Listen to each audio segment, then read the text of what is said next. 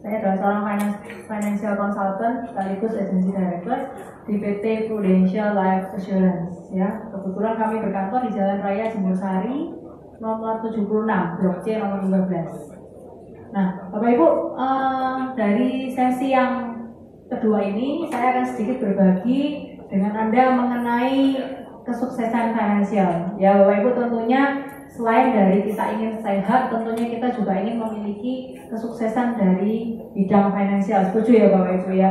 Nah, ternyata untuk sukses secara finansial itu ada dua langkah ya. Secara sederhananya ada dua langkah. Langkah yang pertama tentunya kita harus bisa mencetak uangnya dulu ya saudara ya. Bukan mencetak uang seperti di bank, tetapi kita cari uang atau kita bekerja, berbisnis seperti yang sudah Bapak Ibu lakukan selama ini. Saya percaya Bapak Ibu sudah memilih yang terbaik untuk keluarga Bapak Ibu masing-masing. Nah, tetapi ternyata tidak hanya mencari uang itu satu-satunya langkah untuk kita menjadi sukses secara finansial. Tetapi yang kedua yang lebih penting adalah apakah kita bisa memanage ya keuangan kita atau mengatur, mengelola dengan baik keuangan yang sudah ada. Nah, karena itu pada hari ini saya akan sedikit berbagi dengan Bapak Ibu mengenai family financial planning atau perencanaan keuangan keluarga. Ya, saya harap apa yang saya jelaskan bisa membantu Bapak Ibu sekalian. Nah, setiap keluarga itu secara umum itu memiliki 3 pos keuangan. Ini yang sehat ya Bapak Ibu. Idealnya memiliki 3 pos keuangan. Pos yang pertama yaitu pos saving. Ya, fungsinya adalah untuk memenuhi kebutuhan sehari-hari dan jangka pendek. Misalkan untuk membayar uang sekolah, tagihan listrik, cicilan rumah dan sebagainya. Ya, tentunya Bapak Ibu semua biasanya menaruh ini di tempat yang mudah diakses seperti bank, ya, ada ATM dan sebagainya. Nah, yang kedua adalah pos investasi Bapak Ibu. Ya, pos investasi di sini adalah pos untuk tujuannya menggandakan atau melipat gandakan aset ataupun harta yang kita miliki. Nah, biasanya mungkin rekan-rekan sudah punya investasi di bidang properti, logam mulia, di reksadana dan sebagainya ya. Nah, dan yang ketiga, nah ini yang seringkali dilupakan ya saudara ya Bapak Ibu ya, yaitu pos proteksi. Nah, yang ketiga ini tujuannya beda dengan yang pos pertama dan yang kedua ya. Tujuannya beda. Kenapa? Karena tujuannya bukan untuk mencari keuntungan Bapak Ibu. Tujuannya adalah untuk melindungi pos yang nomor 1 dan nomor 2 ya. Melindungi pos saving dan investasi terhadap resiko-resiko kehidupan ya. Jadi saya yakin Bapak Ibu yang hadir pada malam hari ini sayang ya mengasihi keluarga Bapak Ibu sekalian. Nah, tentunya kita juga ingin agar keluarga kita bisa menjalani hidup lifestyle yang baik bahkan sampai anak cucu ya. Nah, karena itu kita perlu melindungi secara finansial keluarga kita supaya tidak terjadi hal-hal yang tidak kita inginkan pada saat terjadi resiko kehidupan. Karena resiko kehidupan ini terjadinya bisa terjadi kapan saja dan pada siapa saja ya. Kita tidak pernah tahu, seperti tadi penjelasan dari dokter, resiko kehidupan itu hati kanker, cervix itu bisa terjadinya pada siapa saja. Virus itu ada di mana-mana begitu ya saudara. Nah, kali ini saya akan menyempitkan ya. Jadi yang saya bahas hanya satu resiko kehidupan, yaitu sakit kritis. Sebenarnya cukup banyak ya, ada resiko kecelakaan, cacat tetap, meninggal dunia. Nah, yang saya bahas, saya kerucutkan pada malam hari ini adalah resiko sakit kritis. Ya, seiring dengan penjelasan Bapak Dokter tadi. Ya, nah kita lihat di sini sakit kritis itu apa saja. Nah, yang sering kali mungkin kita dengar dari tetangga atau saudara, mungkin saudara bisa mengingat ya, ada beberapa yang terkena sakit stroke, jantung, gagal ginjal, kanker dan lain sebagainya. Ya, nah kita akan melihat beberapa fakta-fakta seputar dari sakit kritis ini, saudara ya. Kita lihat beberapa di sini fakta-fakta apa saja. Yang pertama dari survei WHO World Health Organization itu ternyata penduduk Indonesia ini 90% itu meninggalnya karena sakit kritis. Ya, sedangkan sisanya yang 10% ini meninggal alami. Ya, karena tua atau karena kecelakaan dan sebagainya. Tetapi 90% melalui kondisi sakit kritis dulu, ya, sebelum meninggal dunia. Nah, dan 30% dari 58 juta kematian di dunia itu disebabkan penyakit jantung, ya Bapak Ibu sekalian. Dan angka kematian tertinggi ternyata lebih tinggi pada wanita. Jadi kita perlu lebih aware ya. Kita lihat di sini 1 dari 5 kematian di Indonesia itu disebabkan karena stroke. Ya, jadi dari 5 orang itu 1 meninggalnya karena stroke ya saudara. Perokok otomatis lebih beresiko ya Bapak Ibu ya. Jadi 23 kali lebih beresiko kena kanker paru-paru. Ya. Dan kanker paru-paru ini ternyata 70% ditemukan langsung pada tahap akhir ya. Jadi nggak ketahuan kanker itu yang serem memang seperti itu ya Bapak Ibu ya. Jadi ketahuan itu sudah langsung tahap akhir. Nah, dan diperkirakan pada tahun 2030 akan terjadi lonjakan sampai 7 kali lipat ya. Karena itu memang dari pemerintah juga terus menggalakkan kita untuk mencegah ya. Dari awal dicegah supaya tidak sampai menjadi parah ya. Nah, Bapak Ibu, ini adalah fakta yang mungkin cukup serem ya Bapak Ibu ya. Kenapa? Karena penderita kanker itu ternyata itu 65% bukan emak-emak kongkong ya, kakek nenek ya, tetapi usia produktif. Jadi 65% ternyata usia 25 sampai 54 tahun ya. Kalau Bapak Ibu merasa range umur Anda di range umur 25 sampai 54 tahun, berarti 65% kita ada resiko kena cancer ya. Nah, ini ada beberapa contoh ya saudara ya. Sakit kritis nggak harus tua dulu, ada beberapa contoh artis seperti ini ada Ashanti ya, kemudian ada Bisma, Gisel. Nah, ini mereka masih usia sangat muda sekali tapi sudah menderita sakit kritis ya. Nah, dan yang kita tahu biaya perawatan untuk sakit kritis ini sangat tinggi sekali ya. Tadi Bapak Dokter sudah menjelaskan BPJS sampai defisit ya untuk membiayai kemoterapi, radiasi dan sebagainya karena biayanya sangat tinggi sekali. Nah, untuk informasi bagi Anda, untuk pengobatan kanker itu kurang lebih sekitar 100 juta per bulannya ya, termasuk kemoterapi, obat-obat yang harus diminum dan sebagainya. Sedangkan untuk gagal ginjal itu biaya cuci darah bisa mencapai 52,8 juta per bulannya. Nah, ini cukup tinggi ya. Nah, 4 dari 5 keluarga penderita sakit kritis atau kanker itu akan bangkrut ya. Ini ada satu survei ya dari Kompas ya. Dan kemudian 1 dari 5 kalangan menengah ke atas akan kehabisan uang untuk mengobati penyakit kritis ya. Jadi sangat berbahaya sekali ya kalau tidak dipersiapkan. Nah, kita lihat di sini plus ada inflasi biaya kesehatan. Jadi kalau Bapak Ibu perhatikan di rumah sakit itu mereka biaya-biaya selalu mengalami kenaikan setiap tahunnya. Dan di Indonesia ini inflasi bisa mencapai 15% per tahun. Ya. Jadi kalau tahun 2013 itu biaya bypass jantung bisa 200 juta saja cukup. Tahun 2020 mencapai 500 juta dan pada tahun 2025 bisa mencapai 2,4 M ya, biaya bypass jantung. Ya, Bapak Ibu ya. Jadi biayanya terus mengalami peningkatan yang tajam. Nah, pertanyaannya Bapak Ibu, kalau hari ini Bapak Ibu sudah bekerja keras mengumpulkan harta, aset berupa rumah, toko dan lain sebagainya, ya, tentunya Bapak Ibu memiliki rencana-rencana untuk masa depan, begitu ya. Mungkin aset-aset ataupun hasil kerja Bapak Ibu itu direncanakan untuk pengembangan bisnis ya, supaya bisnisnya bisa lebih besar lagi. Atau dipersiapkan untuk dana pensiun ya, kepinginnya nanti usia tua ingin menikmati bersama dengan pasangan untuk menikmati hari pensiun yang baik. Atau mungkin Bapak Ibu memiliki putra-putri yang masih usia sekolah dan ingin supaya mereka bisa mencapai pendidikan yang baik ya, pendidikan yang tinggi. Dan suatu saat nanti pada saat tutup usia tentunya kita mengharapkan agar apa yang kita hasilkan selama kita bekerja itu kita wariskan untuk anak cucu kita, seperti itu. Nah, tetapi Bapak Ibu kalau seandainya aset ini harus hilang dalam sekejap karena ada resiko sakit kritis, tentunya kita tidak rela. Setuju ya Bapak Ibu ya? Ya. Nah, bagaimana dengan rencana masa depan? Kalau sampai semuanya ini terjadi, asetnya sampai hilang untuk biaya berobat, tentunya semua yang kita rencanakan di awal, tujuan-tujuan keuangan itu semuanya tidak bisa tercapai, alias gagal, ya, planningnya gagal.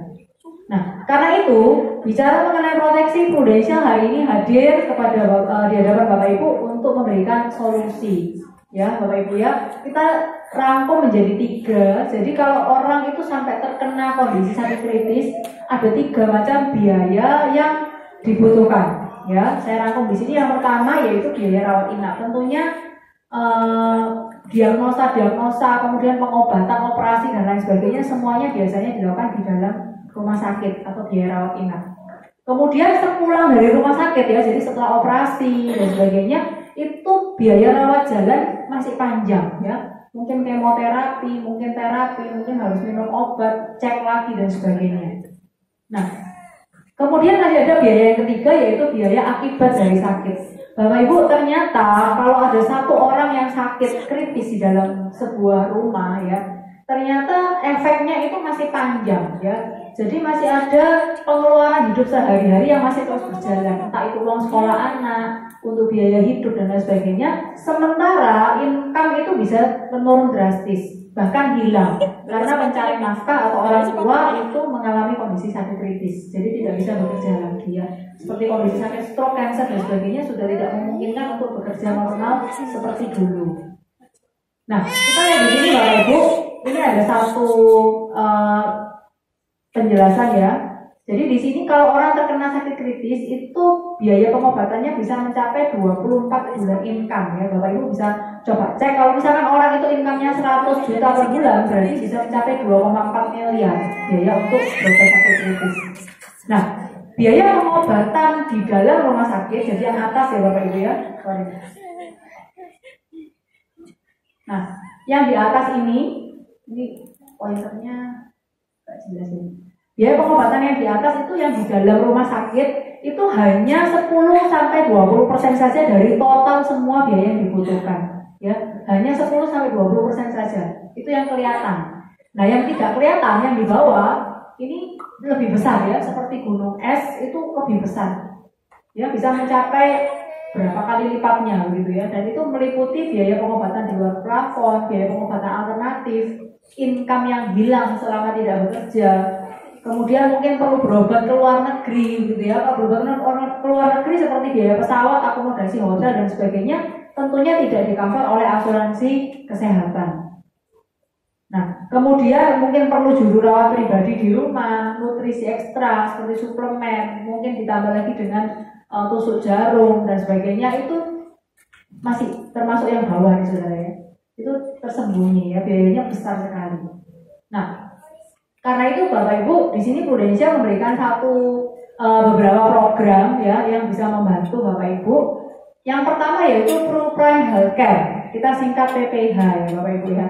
Nah, ini adalah perlindungan kesehatan global dengan pembayaran manfaat sesuai tagihan rumah sakit. Jadi nggak minta ya Bapak Ibu ya, amin-amin nggak minta kalau sampai seseorang itu terjadi resiko sakit dan harus dirawat di rumah sakit, maka dari Prime Healthcare ini akan membayar secara keseluruhan tagihan rumah sakit.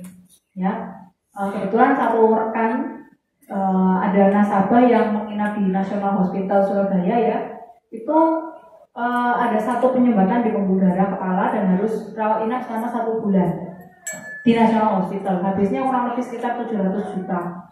Nah, itu di-cover oleh produk ini ya, Prime Healthcare secara keseluruhan. Seperti itu. Karena tidak ada limit-limit. Kalau yang tabel lama mungkin Bapak Ibu sudah menjadi nasabah Prudensial. Yang kartu lama itu masih ada limit-limitnya, operasi sekian juta, itu pun masih ada levelnya, operasi kecil, operasi menengah, operasi besar begitu ya. Ada limit-limitnya. Untuk obat juga ada limitnya. Tetapi untuk program yang ini itu sudah tidak ada limit. Jadi sesuai tagihan rumah sakit berapapun itu dibayar oleh Prudensial, diganti. Nah, kita lihat di sini 5 biaya yang sering kali timbul kalau misalkan ada yang rawat inap di rumah sakit ya. Itu 5 biaya ini biasanya meliputi kamar, dokter, biaya obat dan peralatan, ICU dan bedah. Nah, menurut Bapak Ibu kira-kira dari 5 biaya ini yang paling besar 3 biaya apa saja? Coba dipilih 3 saudara. Yang kira-kira paling mahal apa saja? ICU, betul. Kemudian obat dan peralatan, bedah, betul ya. Tepat sekali ya. Jadi 3 ini yang berubah warna ini adalah yang paling mahal, yang paling banyak sekali menghabiskan biaya. Nah, Dari kartu Prime Healthcare ya, jadi model kartunya beda sama yang lama. Mungkin Bapak Ibu sudah punya yang colorful ya, yang berwarna-warni. Itu kartu yang lama ya, dan itu masih ada limit-limitnya. Tapi kalau yang baru, yang kartunya warna hitam seperti ini, itu sudah full cover. Jadi seluruh tagihan rumah sakit termasuk obat, perawatan, bedah, ICU itu semua sudah full cover, tidak ada limit-limitnya lagi. Nah, kemudian Bapak Ibu, kita bulan September ini baru saja launching satu produk baru yang sangat bagus sekali, yaitu Pro Critical Hospital Cover. Kita singkat CHC ya Bapak Ibu ya, CHC Critical Hospital Cover. Nah, fungsinya adalah memberikan perlindungan komprehensif terhadap 12 penyakit kritis, 12 kondisi kritis. Di sini nanti ada tabelnya. Kenapa kok dipilih hanya 12? Karena ternyata dari sekian puluh penyakit kritis yang di-cover oleh Prudential, yang klaim ya sudah muter di 12 penyakit ini saja ya. Ya seputar jantung, kanker, stroke, ginjal, dan ya penyakit-penyakit yang umum begitu, yang sering terjadi. Dan ini juga sama, full cover semuanya. Bahkan tidak cuma di Asia, bahkan bisa sampai di Amerika Serikat. Dan manfaat tahunannya mencapai 15 miliar ya. Plus setelah sembuh pun masih ada pantauan kesehatan sampai 5 tahun ke depan. Jadi seorang kena sakit kanker biasanya istilahnya ada 5 years survival ya. Jadi ada 5 tahun dia bisa selamat begitu ya. Orang sakit kanker itu dikatakan sudah betul-betul sembuh begitu. Nah itu pun dari produk CHC ini masih terus memberikan bisa untuk klaim begitu ya, untuk pantauan kesehatan, check up lagi sampai 5 tahun ke depan sudah sembuh pun check up itu masih terus di cover gitu. Jadi ini sangat bagus sekali Bapak Ibu, dan preminya tergolong murah gitu ya. Bapak Ibu nanti boleh cek sama agent masing-masing. Nah Bapak Ibu, ternyata Prudential tidak hanya membayar biaya perawatan untuk penyakitnya, tetapi juga kita bisa cover akibat dari sakit itu sendiri. Karena ada beberapa kasus di mana orang itu waktu sakit di dalam rumah sakit di cover semua biayanya.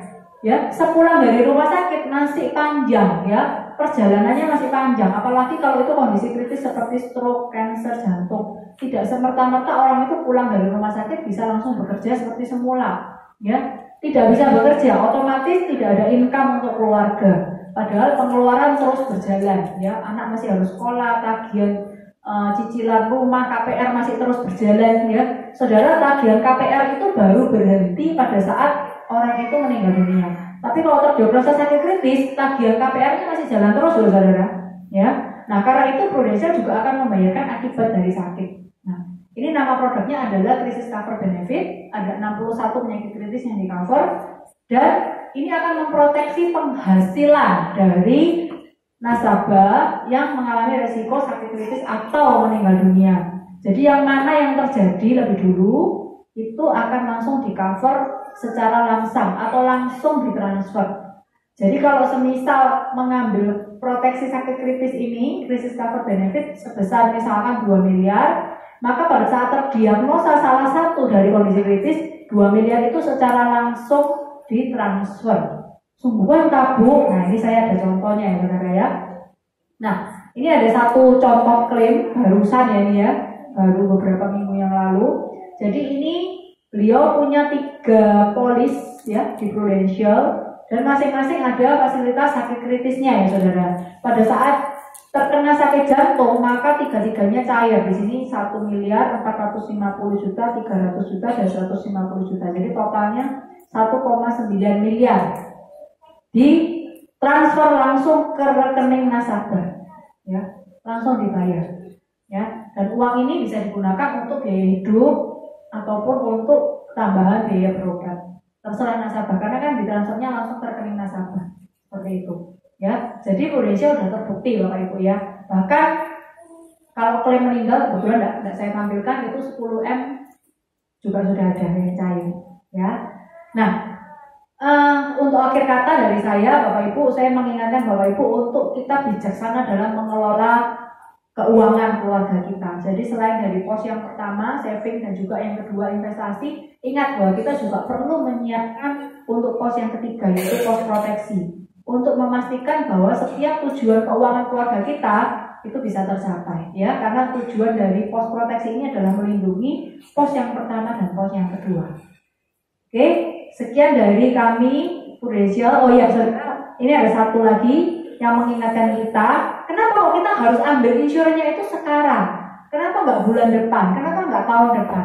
Ya, kenapa harus sekarang begitu ya? Nah, kenapa? Karena yang pertama kita harus tahu premi itu akan terus meningkat seiring dengan usia. Jadi kalau kita nambah usia, otomatis premi juga semakin mahal, Bapak Ibu.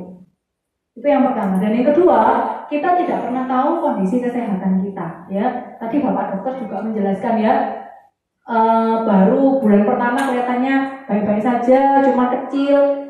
4 bulan kemudian udah besar sekali tumornya gitu ya.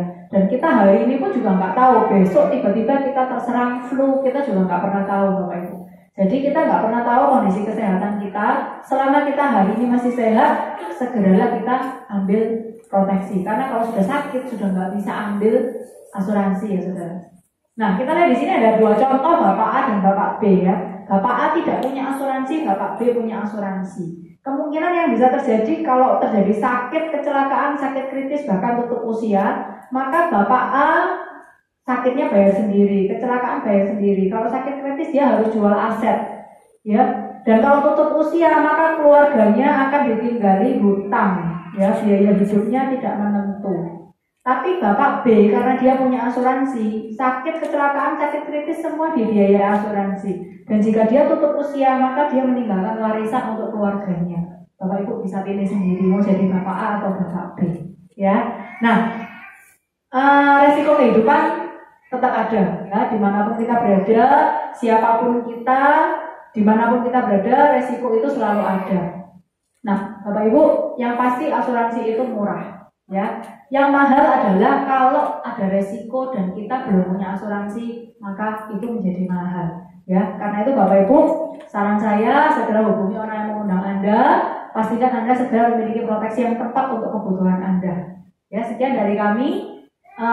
Saya kembalikan ke MC. Semoga penjelasan saya bermanfaat untuk Bapak Ibu, dan Bapak Ibu segera hubungi orang yang mengundang Anda untuk mendapatkan informasi yang lebih jelas mengenai proteksi yang tepat untuk keluarga Anda. Sekian, terima kasih. Oke, Bu Elizabeth tetap ya. Terima kasih Bu Elizabeth. Saya kasih kesempatan 3 penanya. Mungkin ada yang mau bertanya tentang penjelasan dari Bu Elizabeth?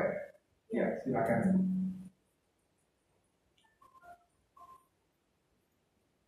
Terima kasih atas waktunya.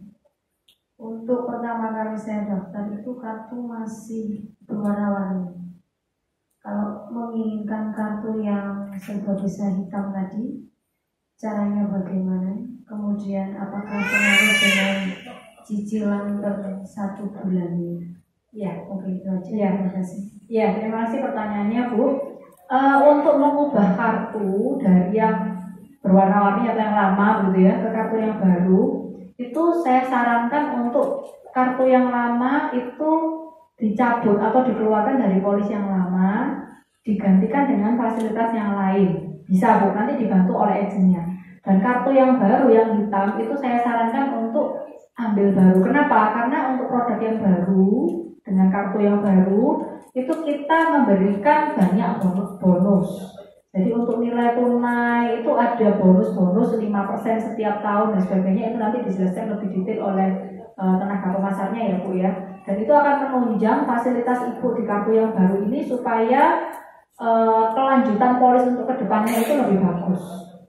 Nah, apakah ada kemungkinan saya tidak buka polis baru? Bisa. Jadi di polis yang lama, kartu yang warna-warni atau kartu yang lama ini dirubah ke kartu yang baru masih bisa Bu. Tetapi fasilitas dari program Prudential yang baru, jadi kebetulan kita memang program September ini kita launching produk baru begitu ya Bu. Nah, itu tidak bisa didapatkan yang bonus 5% setiap tahun, itu nggak bisa didapatkan. Nah, secara lebih detailnya Ibu saya sarankan untuk menghubungi tenaga pemasarnya atau yang mengundang hari ini. Tapi intinya kalau saran dari saya lebih baik buka baru. Nah, mengenai premi yang harus dibayar, jelas Bu, memang dengan fasilitas yang lebih baik tentunya premi yang dibayarkan lebih mahal, tetapi itu nanti disesuaikan dengan kebutuhannya Ibu. Jadi nanti ada kelas-kelasnya Bu. Sama seperti dulu waktu Ibu memilih yang kartu yang lama juga ada kelas-kelasnya kan, ada kamar sekian-sekian, sama. Nanti yang hitam ini juga ada kelas-kelasnya, tinggal disesuaikan saja. Seperti itu. Oke, ada yang mau bertanya lagi? Belum selesai. Berarti untuk polis kalau daftar baru berarti kita hitung daftar baru lagi. Iya, betul. Untuk masa misalnya kan 5 tahun ya, kita masih dapat misalnya 2 tahun. Terus untuk 2 tahun itu berarti sudah tak terhitung kalau misalnya kita minta polis baru kartu lama yang baru. Kalau masalah pembayaran itu sebenarnya di Prudential sifatnya opsional, Bu. Jadi tidak ada namanya kontrak mati 10 tahun tuh nggak ada. Nah, kalau cara bayar itu nanti Ibu bisa nego dengan tenaga pemasaran Ibu. Ibu kira-kira mau mengharapkan berapa tahun selesai? Kalau misalnya Ibu mengharapkan 8 tahun sisanya selesai, bisa nggak? Bisa sih, Bu. Tapi nanti ada konsekuensi-konsekuensinya. Tapi intinya bisa. Tapi saya sarankan semakin panjang kita membayar polis, itu semakin ringan biaya yang harus kita bayar bulanannya. Sama seperti cicilan rumah itu loh, Bu. Kalau kita nyicilnya panjang kan bayar cicilannya murah gitu loh, Bu ya. Tapi kalau misalnya kita mau KPR cuma 5 tahun, 6 tahun bayar cicilan rumah, otomatis cicilannya mahal. Kurang lebihnya seperti itu. Ya. Cukup jelas ya, Bu. Oke, mungkin ada lagi yang ingin bertanya dari penjelasan Bu Elizabeth. Oke, kalau nggak ada, kita beri aplaus. Terima kasih buat penjelasan dari Bu Elizabeth. Silakan Bapak Ibu bisa berdiskusi dengan agent yang mengundang Bapak Ibu. Dan saya ucapkan terima kasih buat kehadiran Bapak Ibu. Selamat malam.